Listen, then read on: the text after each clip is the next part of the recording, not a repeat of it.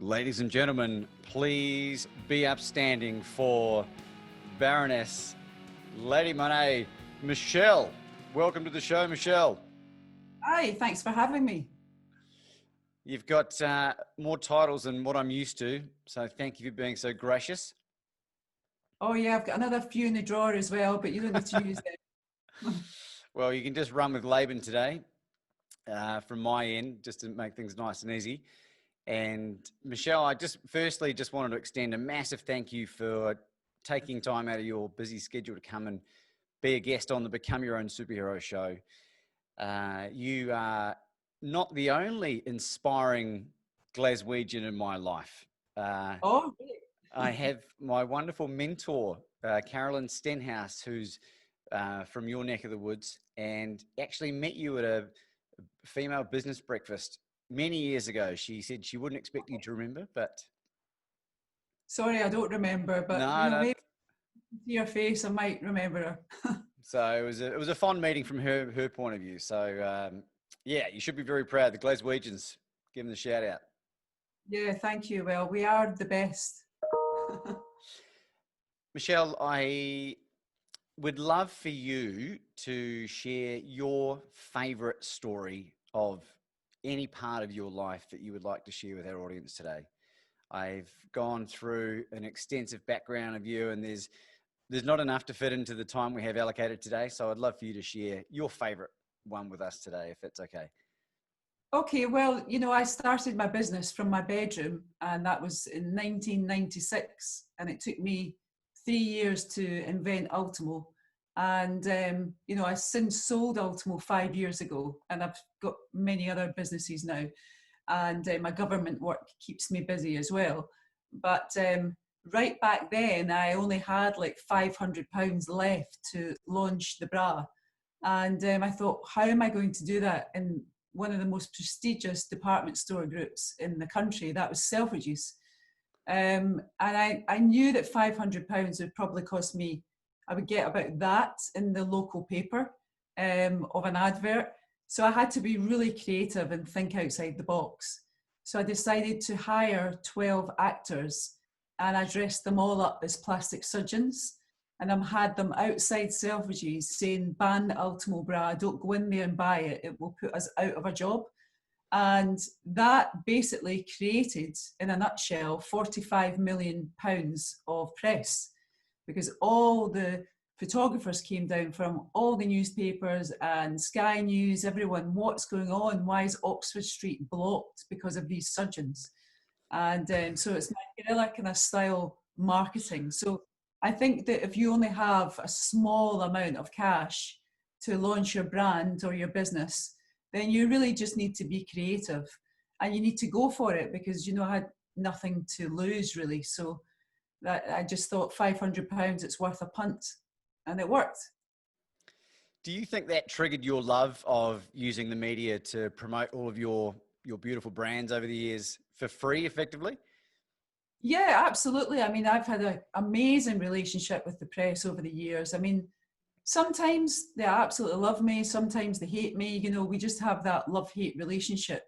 But, I have given so much to the press around the world of some of our most amazing women. And I didn't just have Ultimo, I had 8 other lingerie brands, from the supermarkets all the way up to Harrods, and from the normal department stores as well. But you just got to take it as it comes. You can't expect to have a good time all the time. But if I think they're really being unfair, and I think that they're being dishonest or whatever, then, I will take action. But fortunately, I've got a very good relationship with them all, and that's not happened. So touch wood, we keep going and being friends.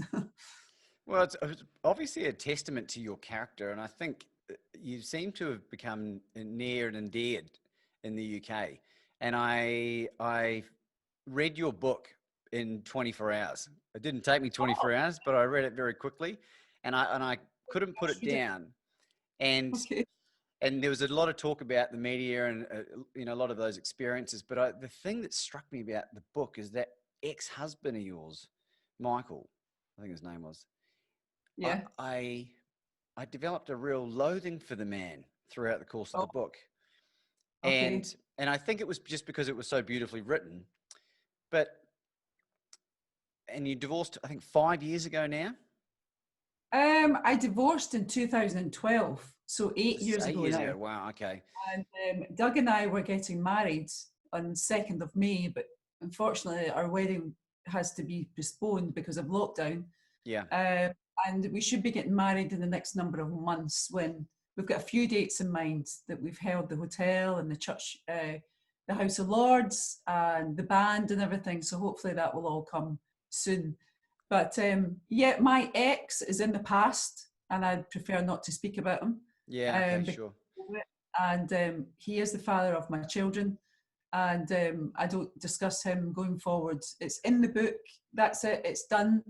And I wish him all the best with his new wife, and I'm sure he wishes me all the best as well. But we haven't spoken since, yeah, the day it all happened, which is a very, very long time ago now. Yeah, look, it's a topic that's close to my heart, Michelle, because I'm a child of divorce, and it happened when I was really young, and it had quite a profound impact on me, and was largely part of my own transformation over the last 5 years, where I had to really understand that a lot of the negative behaviors that I was exhibiting were related to coping mechanisms that I'd developed. And look, it's so commonplace, and it's just a brutal thing. But I think one of the things that I love sharing about my story is all of those challenges, so that parents that are raising their own children can be more conscious of their behavior. And it's not a deliberate thing that parents do, you know, it's just a byproduct sometimes if they are in a dysfunctional relationship. And I'm so pleased to see you and Mr. Barrowman, is it Doug Barrowman? That's it, Doug. Yeah, you look really happy in the photos I've seen, and he sounds like a ripping bloke. And look, the wedding will be delayed for, there'll be a specific reason. Everything happens for a reason, I believe. Yeah. So I wish you all the best with that. And you've got 3 beautiful children, which are all doing their own different thing in the world of media or finance or cryptocurrency or whatever it might be. Does that sound about right? Well, Rebecca is actually a very powerful, successful businesswoman. She's only 26. She's way more successful than I was at her age, which is amazing. And Declan, he's involved in real estate. And Bethany, the young one, she's developing her own products as well. So they're all kind of like entrepreneurs, which is amazing. So hopefully I've rubbed off on them a little bit. But with my OCD, that hasn't really rubbed off on them either. Not that I know there's people out there that have got serious OCD, and I really feel for these people. But my OCD is in terms of organisation and keeping everything tidy, or I can't perform in business. But when I go into their homes, it just seems like they're just in a mess. Everything's a mess. So I need to keep teaching them about that, organisation skills. Well, you've been very public, and this, one of the things I really love about you, Michelle, is that you are so brutally honest about all of your failings is the wrong word. It's the challenges that you've gone through and how you've overcome them all, which is something that really connected with me, because I love sharing all of my stories as well. Because, you know, like, I'm not a robot, I'm a human being, right? Mm-hmm. And one of the things that you spoke about after going through the divorce side of things was that there was a quote about when you're able to accept responsibility for everything, that then finally you can let all of that anger and that hate go. And that's something that really, really connected with me. And I love that you shared that, because I think the sooner people can understand that if they are able just to own all of their own experiences and own all of the things that happen to them, then they have control, and they take away the power from other people around them. Is that something that you're still really passionate about? Yeah, absolutely. I mean, for the first kind of few years, I was just angry and I was lost and everything else. But, you know, I just got myself sorted inside first and foremost, and I got my happiness sorted. And when you get your happiness sorted and when you get in the zone, it's just an incredible place. And fitness for me is a massive thing. So I've lost about 8 stone, 1 pound now. In lockdown, I've been working out about 3 times a day. So I've been doing a boot camp outside in the grounds of the house. I've been going into the gym, but you don't need money to do this. You can do it outside just with skipping ropes and a mat and a ball. And walking is for free as well. I walk about 90 minutes every day, just because I'm not on a plane like most days at the moment. But I do believe that once you get your happiness sorted out, everything clicks into place. And my fitness keeps me mentally kind of positive mental attitude. And without my fitness, I could suddenly become quite low. So I never ever want to go back and, see that Michelle again, that old Michelle. She's history. But I really do know that it could happen anytime. I could go back there and it could be really, really fast going back there. But that would be a disaster, and that's never going to happen. So fitness for me, healthy mind, healthy body, healthy business. And I've started to work with a lot of my experts that I've been paying to educate me, be it my fitness guy, my formula guy that makes all the healthy formulas for me, and my nutritionist. And everyone's been saying, please share your secrets. How do you treat your body like a business? And maybe one day I might launch something like a book or something, but at the moment I have got no time. But I might bring all of my experts together, my formula guy that makes everything for me, and the fitness and the nutritionist, and I might do something about it to educate people more of how I've done it. Well, yeah, and like it'd just be another feather to your very large cap, because you're a wonderful professional public speaker, and I've watched a lot of your stuff online, and one of the things that cracked me up about you, Michelle, was you've spewed on Mikhail Gorbachev's feet. That was an accident. That was an accident. Yeah, he was speaking before me, and he came off the stage, and I was on after him, and there was like 15,000 people in the audience, and I got really, really nervous, and I started a coughing fit, and yeah, I think he got a few splashes on his shoe, which I was sorry about. Yeah, but I love my speaking, and I do it all around the world, and I love touring. Some of the biggest speeches have been for the Abu Dhabi royal family, launching Women Enterprise in Oman, doing some of the biggest events in the UK, of course. And I just love it. And I love staying behind for hours after I've come off stage and speaking to people as well, and trying to help out as many people as possible, because, they've taken the time and the effort to go along to the conference, which is really incredible. It's good that they come to listen to you, because I just have a story. Everyone else has a story. And my story's, no better than anyone else's. Yeah, and I think that's a really key point. And because I'm a speaker as well, Michelle, and I love getting that reaction from people, and people coming up to you afterwards and saying how much of an impact it had on them. But I think what people don't realize, that aren't involved in speaking, is that it takes a lot of practice and rehearsal to get to a point where you can deliver a story from 10 out of 10 here to a 10 out of 10 in their brain as well. Is that something you've been working hard at over the last, however long you've been speaking, 20 years? Yeah, I've been speaking for 20 years. So what I did probably about maybe 9-10 years ago, I threw away all my, call cards. I just threw them all away. And I used to stand behind a podium because I was so nervous. I threw them away, and I threw the podium away, and I just started to walk around and engage with people, because before I would never engage with someone. And then I don't know what's going to happen on stage, because I don't really have a format. I just look at people and I tell my story, and every single time it's so different.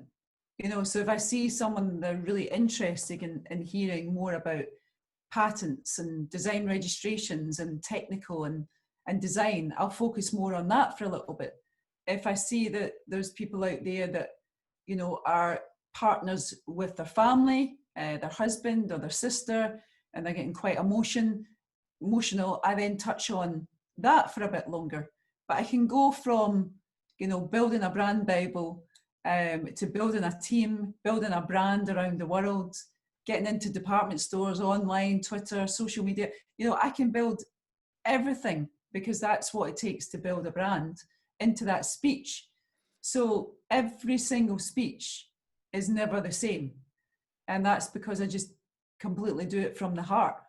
And I forget about notes and I forget about the podium. Which is interesting for someone with OCD.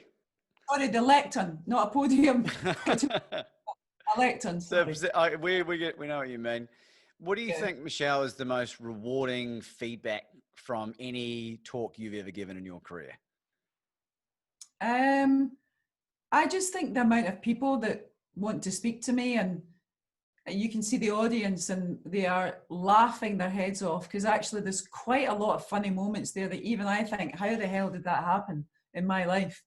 And then there's very, very sad, deep, you know, depressing moments. And I share all that as well. So, you know, you just see people like crying their eyes out because you kind of touching with something that they feel that they can relate to. And then, you know, that just watching everyone and them getting so much out of it, and people saying, thank you, that's just what I needed. You've really put me in the right zone now, and I know what I'm going to do with my business going forward, or I know what I'm going to do with my relationship going forward. Because sometimes being an entrepreneur is, well, it's the loneliest job ever, and you can't see the wood from the trees. So it's nice to hear that actually everyone else is human and everyone else goes through these emotions. And as I always say, it's like Rafiki and the Lion King, it's the circle of life. We're all supposed to feel, you know, the happiest moments in our life and the saddest moments in our life. And it makes us human beings, I suppose. You made me smile when I saw an interview and you referenced Rafiki from The Lion King. I'm nearly halfway through writing my very first book, Michelle, and I referenced my mother pulling money out of an envelope like Rafiki revealing Simba the Lion King. So great reference, by the way. Thank you. Yeah, I love The Lion King. I used to watch it all the time with my kids. Have you got a favorite song or movie that you associate with a really amazing moment in your life? Yeah, I do. And it's actually when I met Doug, I invested in a tech company because I'm an investor as well. So I'm a designer, an inventor, a speaker, a baroness. What else? We're involved in real estate, fashion, everything, right? Mum. Mum, everything, yeah, soon to be wife. Soon to be wife. And so when we met, we just invested in a tech company together. And my life was just horrible at that stage, my kind of personal life. And we became really good friends. And there's a song that, you know, my friends used to always say, Michelle, you've your whole world in front of you. Just smile and you'll be fine. And I was like, oh, but I can't smile because of this and because of that. And my mum used to say, look, Michelle, you've got absolutely nothing to worry about. There's families around the world that can't put food on their table for their kids, for their family. There's families that have kids dying of leukemia. You have got no issues whatsoever. So just get yourself together and shut up, basically. So there's a song that reminds me of what everyone used to tell me around the world. And he used to say, Michelle, a new day will come one day and you'll be the happiest ever again. And that's Celine Dion, A New Day Has Come. And the words, you would think that it's been written for me. I know that everyone out there think that a song's been written for them, but that is the song that I think has been written for me. It's a beautiful song. I'll even admit I'm a bit of a Celine Dion sucker on occasion. I won't hold it against you. And I think that might be our first dance as well. A New Day Has Come. Yeah. Oh, wow. Well, one of the other amazing bands to come out of, well, one of the bands to come out of Scotland, the Proclaimers. My mentor, Lady Caroline, had a laugh with her a couple of years ago when I explained that when they toured in New Zealand and Australia, they changed the lyrics to 800 kilometers to allow for the metric system. Yeah, she that's one blew. of our favorite songs. Yeah, So, 800. You should get them to sing the song again and use, instead of 500 miles, 800. well, I wouldn't walk 800 kilometers and I wouldn't walk. Sound quite right, does it? Not really. It doesn't have the same ring to it. 500 miles is better. You've had an opportunity to meet some of the most extraordinary individuals on the planet. Who are some of your favorites? Oh, well, you know, for me, they don't have to be, you know, famous or powerful. You know, I've met some incredible people. I sat on the board for the Prince's Trust for 12 years of my life. And actually, Doug and I now have a foundation called the Barrowman Foundation. And we've just, you know, built a centre for the Prince's Trust in Manchester. Awesome. And we're building schools in Africa for ActionAid. So it doesn't have to be, you know, someone famous, because I've met some incredible people who have been, you know, drug abuse and everything, and really their life has fallen apart. And now, you know, they've got a catering company and they're in my house feeding all my guests. So I think stories like that and people like that are amazing. But if you had to ask me, most famous person who's been brilliant, I think, yeah, Bill Clinton, President Bill Clinton. He was amazing because I always looked up to him. And, oh, I can't remember now. Loads and loads and loads of people. But yeah, I'd say that, and probably the Queen, you know, she's got to be probably the most inspirational woman ever. You know, she's 93 now, I think, or 94. And she still works every single day. She was on her horse the other day. She just knows how to do it. And she is an unbelievable woman, you know. So, yeah, I would say the Queen. Well, they're some amazing people. And we're going back to the Bill Clinton side of things. We had a guest on the show the other day called Wintley Phipps, who's a huge gospel singer. I don't know if you've heard his name before. Oh, yes. Wintley, yeah. So he was the guy that inspired Oprah to become Oprah, apparently, and she attributes that to him. But he became friends with Bill Clinton when he was governor of Arkansas, and then as their friendship sort of developed, when the Lewinsky scandal happened, Wintley is a devoutly religious Seventh-day Adventist man and felt compelled to send Psalm 69 to Bill Clinton, and from all accounts, Bill got a case of the guilt. And because of the Bible verse, and then decided to come clean with the whole Monica Lewinsky. Isn't it an amazing story? Some guy then, isn't he? Yeah, yeah. So there's a beautiful link there.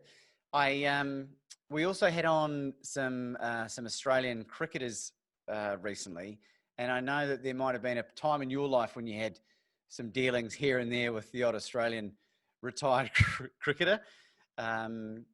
With the incomparable Shane Warne, who's a hero over here to the nation and notorious bad boy, which is in your book. And if you don't want to talk about it, I totally understand. But I found it hilarious. Hilarious. Are you able to share something? You've read it in the book, and that's all I have to say. All right, you got to read the book. My fight to the top is the book. You got to get it. Thank you. Well, he's a lovely guy and he's cool. But there's things that. Yeah, I just want to focus on the future and my happiness and everything that's going on in my life at the moment, which is just phenomenal. You know, in lockdown, I've come out with so many more invention ideas. And I thought that when I sold Ultimo 5 years ago, I would then, you know, you have a number in your head that you think, I'm just going to stop after that number. I thought I would, but then this happened and that happened, and it just seems to be getting more and more and more. But it's because I enjoy it so much. And, you know, if I didn't enjoy it and it felt like work, then yeah, I wouldn't be doing it. You've got to enjoy what you do, and then you feel as if you're not working. And I'm so passionate in the morning. I get out my bed, you know, and I'm just full of ideas. And I think that what kick-starts me in the morning is going and working out for an hour, be it outside, walking, in the gym, because then, you know, it actually gets you going for the day, and you feel positive about yourself. And you know, treating my body like a business is just the best way, because I treat my businesses with respect and care. And now I treat myself with respect and care. So it's been really good in lockdown, apart from not seeing the kids and my mum and dad and my friends. It's been lovely having the peace, you know, not to be in the air all the time, traveling. Oh, well, I've said quite publicly as well that COVID-19 was the single greatest thing to happen to me and to kickstart the thing that I absolutely adore. And it took me 39 years to figure out what I was truly, truly passionate about, Michelle. Yeah. And I can't tell you that fulfillment that you've probably been experiencing for quite a long time now, doing what you love, is what I'm just recently experiencing. And it's a really, really wonderful feeling. And I feel incredibly blessed to even stumbled across it. Uh-huh. So, you know, and reading your story and watching you do your thing on stage it just seemed to resonate with me so much more than, you know, and I've read probably close to 175 books in the last 12 months. And, you know, in all sorts of areas, because I'm very big into my fitness and my nutrition as well. But the thing that really struck me is you're the ultimate rags to riches story. And for those that don't know a lot about Michelle, I implore you to get to know this woman through her material. It's so inspiring, and it's evident that anyone can do it with nothing. You didn't even leave school with any qualifications or anything, did you? That's true. I mean, I left school at 15. I grew up in quite a deprived area, but the people there were amazing. And, you know, I was just wanting to be a really successful businesswoman. And I set my sights high, wanting to be, you know, successful in Glasgow. And then I moved it on to Scotland, and then I moved it on to the UK, and then it kind of went round the world. And I just think that it doesn't matter where you're from. It doesn't matter really what education you manage to achieve. Of course, it would be great for all of our kids to achieve the best. But if they don't achieve it, and you don't have any money, and you're not born with a silver spoon in your mouth, then if I can do it, then anyone can do it. All you need is sheer determination, a can-do attitude, and I never, ever take no for an answer. No way. If I want something, I work hard for it. And it sometimes it's hell, you know, going through getting that deal, because I put everything into it. But I never, ever get second place, ever. Always first place. And I think if you have determination like that, and I really look up to a lot of sportsmen who have the same, because I think an entrepreneur and a sports person, you go out there to win, and we're the same. Who are your main inspirations from a sporting point of view that we might know? Well, there's a boxer I've been watching his like reality TV show, and is he called the Gypsy King? And I had the great pleasure of speaking with Colin McGregor. I mean, what a laugh he is. He's a boxer. Two boxers. So this guy, Gypsy King, and the other guy. Tyson Fury? Is it Tyson Fury? Yes, Tyson Fury, yes. And just I relate to a lot that they do in terms of fitness and getting your mind and getting it in the zone, and otherwise they can't perform if they don't do their fitness. I'm the same. So they might go into the ring and box, but you know, I sit at a desk and work. It's the same sort of thing. I'm going into the ring to box in a nice way with a smile. So when I was speaking with Colin McGregor and Sir Richard Branson, sorry, a few years ago, he was just phenomenal, that guy. And look at what he achieved. He had nothing, Colin McGregor, and he gave up his job that he was earning, you know, not a lot of money. Yeah. And he said, I am going to be the best in the world. And he is. And it's his attitude, and he's got so much charisma. And, you know, you really know when he's walked in the room, and not a lot of people have that. And so, but he's worked bloody hard to get to where he is today.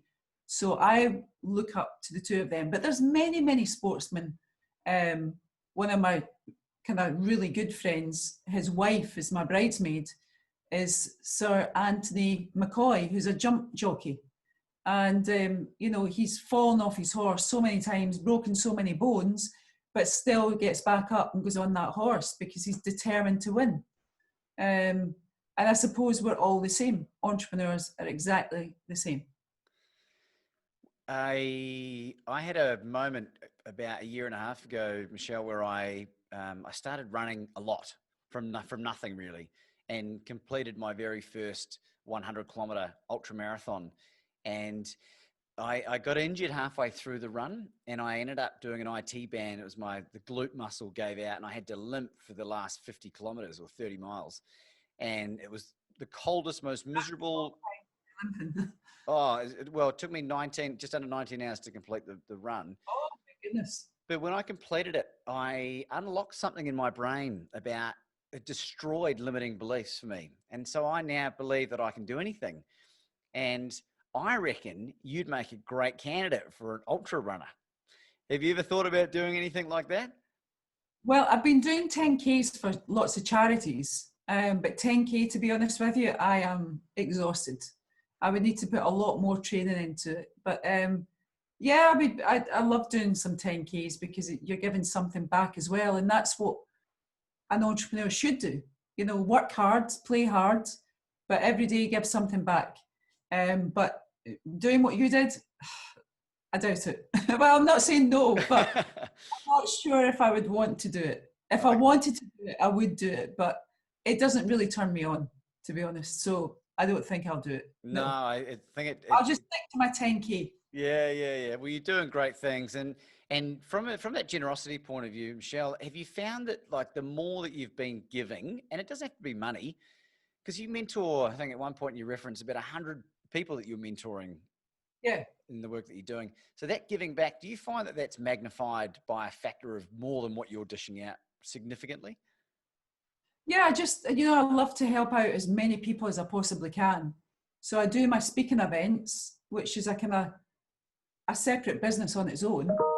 And then I'll do loads for charity in terms of, mentoring for that as well. So I try to just mix it up as much as I can. But then I'm involved in, at the moment, just about over 15 businesses just now. So, and my government job in the House of Lords. So and then I've got my kids, and Doug and I love our time together. So it's all about trying to do your best as you can every single day. But unfortunately, I'm going to have to go. I'll tell you why. It's flown by. Yeah, I'm filming a TV show. It's on tomorrow. It's called Loose Women. It's a big show on ITV. So they've been pinging me saying, "Are you ready now?" So it's we better let you go. So thank you so much. It's been lovely chatting to you. And I wish you all the best as well in your career. You keep an eye out for me, Michelle. I'm coming. I want to be the greatest speaker on the world and influence the most amount of people in a positive way. So I'm coming. I'm coming. Thank you so much for your time today. You are an incredibly inspiring, amazing, generous woman. Ladies and gentlemen, Lady Michelle Mone.